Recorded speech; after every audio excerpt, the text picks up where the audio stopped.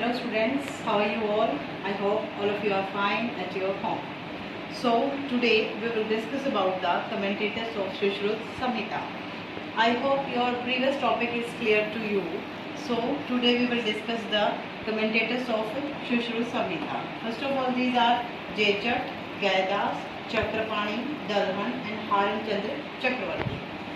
So the Jejat. So first of all we will discuss about the Jejat. जेजट जो हैं वो सुश्रुत संहिता के सबसे पहले कमेंटेटर्स हुए हैं who wrote the commentary on Shushruta Samhita. He was the first commentator. So as we have discussed and learnt about the जेजट in the previous class in the चरक संहिता, अगर जेजट का जो काल हमने माना था, हमने कल भी जैसे 3 क्राइटेरिया लिए थे, काल, their native place and the work that they have done. सो जेजेट का काल हमने प्रीवियस क्लास में पढ़ा था कि इनका जो काल है वो 6वीं शताब्दी माना गया है, 6th century AD. And he was the disciple of the Vagbhata. And इन्होंने जो चरक संहिता पे अपनी टीका लिखी है, निरंतर पद व्याख्या, that was also not available. And इन्होंने जो सुश्रुत संहिता के ऊपर अपनी टीका लिखी है ये भी अभी अवेलेबल नहीं है. इनका जो वर्क है that is not available in the present time. So but he was the very तो इनका जो नेटिव प्लेस हमने डिस्कस किया था, नेटिव प्लेस इनका हमने कश्मीर रीजन माना था. कश्मीर क्योंकि जो इनके फादर का नाम है कायता, सो ता word ending suggest that they belong to the Kashmir region. तो ये हमने पिछली क्लास में भी हमने इनका पढ़ा था, इनका नेटिव प्लेस क्या था, कश्मीर. और वर्क इनका इन्होंने सुश्रुत और चरक इन दोनों के ऊपर अपनी टीकाएँ लिखी हैं. नेक्स्ट जो आता है, नेक्स्ट टॉप में is the commentator is Gayadasa. Now we will discuss about the Gayadasa. Gayadasa ने जो सुश्रुत संहिता के ऊपर अपनी टीका लिखी है उसका नाम है न्याय चंद्रिका. गैदास का जो काल माना गया है वो 11वीं सदी माना गया है. क्यों? क्योंकि ये जो गौड़ाधिपति राजा महिपाल के कोर्ट फिजिशियन थे, और जो राजा महिपाल कोर्ट फिजिशियन थे, और जो उनका जो काल माना गया है राजा महिपाल का वो 988 to 138 माना गया है. सो जो इनका जो काल है वो 11वीं सदी है, वो फिक्स किया जा सकता है. नेक्स्ट इज गैदास ने सुश्रुत संहिता पे भी और चरक संहिता पे भी टीकाएं दोनों पे लिखी हैं. सुश्रुत पे इन्होंने न्याय चंद्रिका लिखी है और चरक पे इन्होंने लिखी है चरक चंद्रिका. सो इसलिए इनकी इन व्याख्याओं के कारण इन्हें चंद्रिकाकार भी कहा गया है. गैदास का जो वर्णन है वो गैदास का वर्णन चक्रपाणी ने अपनी टीका में किया है, और गैदास ने जेजट का वर्णन किया है अपनी टीका में. So we can easily fix the time period of Gayadasa that they ये जो हैं ये जेजट के बाद में और चक्रपाणी के पूर्ववर्ती आचार्य रहे हैं. सो इन्होंने जो अपनी कमेंट्रीज लिखी है, इनकी कमेंट्री है वो भी फुली फॉर्म में अवेलेबल नहीं है. ये भी सिर्फ निदान स्थान तक है, जो इनकी कमेंट्री है वो निदान स्थान तक ही अवेलेबल है इन द बीकानेर राजा, जो कि निर्णय सागर प्रेस बॉम्बे में पब्लिश हुई है दलहन के साथ में. So next we will come on the Chakrapani. तो चक्रपाणी ने सुश्रुत संहिता पे भी चरक संहिता पे भी अनेक रचनाएं लिखी हैं इन्होंने अपनी. तो इनके बारे में भी हमने प्रीवियस क्लास में डिस्कस किया था. इनका काल भी हमने डिस्कस किया था कि इनका काल 11वीं सदी माना गया है. ये नरदत्त इनके गुरु रहे हैं और नारायण दत्त इनके पिता हैं, जो कि सहशांक राजा के मंत्री थे. तो उनका जो काल माना गया था वो 11वीं शताब्दी माना गया था. चक्रपाणी ने जो चरक संहिता पे टीका लिखी है उसका नाम आयुर्वेदिक टीका है, जो कि फुली अवेलेबल कमेंट्री है, जो हमने प्रीवियस क्लास में डिस्कस किया था. और जो चक्रपाणी ने सुश्रुत संहिता पे जो टीका लिखी है उसका नाम है Bhanumati.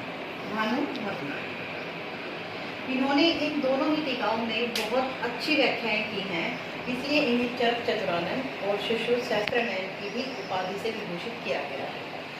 Next is this Chakrapani हैं वो बंगाल रीजन से, इनका जो नेटिव प्लेस है इनका बंगाल रीजन माना गया है. इनके वीरभूमि जिले के लोंधावली कुल में पैदा हुए हैं. ये शुद्ध ब्राह्मण रहे हैं और इन्होंने अनेक मंदिरों का भी निर्माण करवाया, जिसमें से चक्रपाणेश्वरालय मंदिर भी बहुत फेमस है. तो चक्रपाणी की जो ये भानुमति टीका है वो केवल सूत्र स्थान तक ही अवेलेबल है.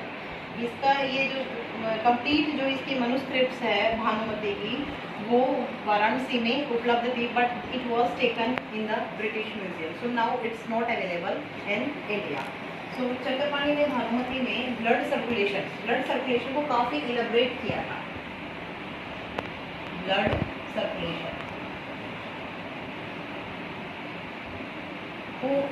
सर्कुलेशन को काफ़ी इलेबरेटली डिस्क्राइब किया था इन्होंने अपनी भानुमति टीका में। So next we will discuss about the dalhan. दलहन की जो टीका है इसका नाम है Nibandha Sangraha. The best and the available fully commentary is Nibandha Sangraha. It was written by the Acharya Dalhana. तो जो आचार्य दलहन का जो काल माना गया है वो 12वीं शताब्दी माना गया है। तो आचार्य जो दलहन है they belong to a traditional Brahmin family and his ancestors was also experts in the medical science.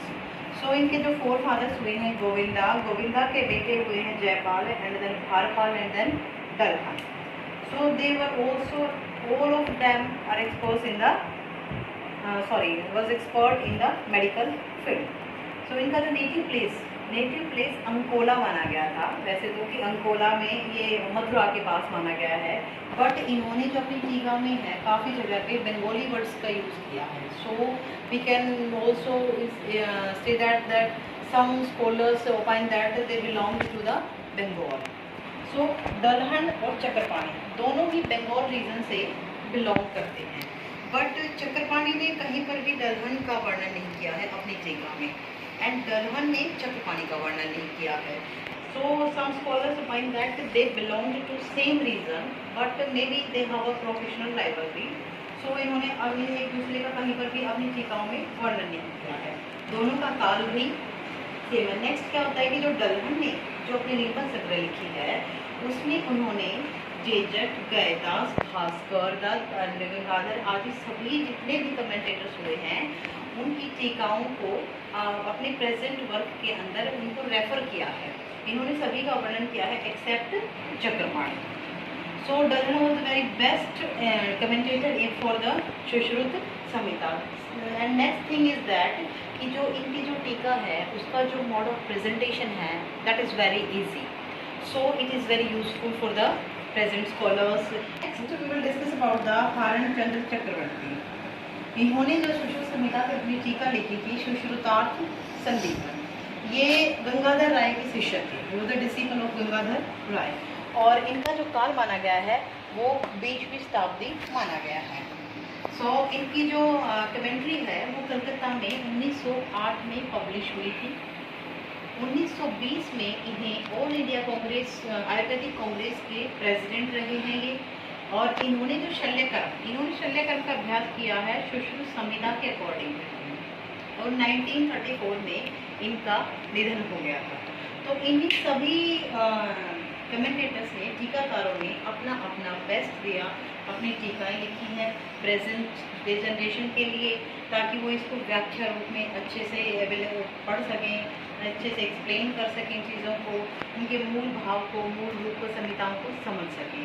So I hope this topic is clear to you. So tomorrow we will discuss about the commentators of Ashtanga हृदय।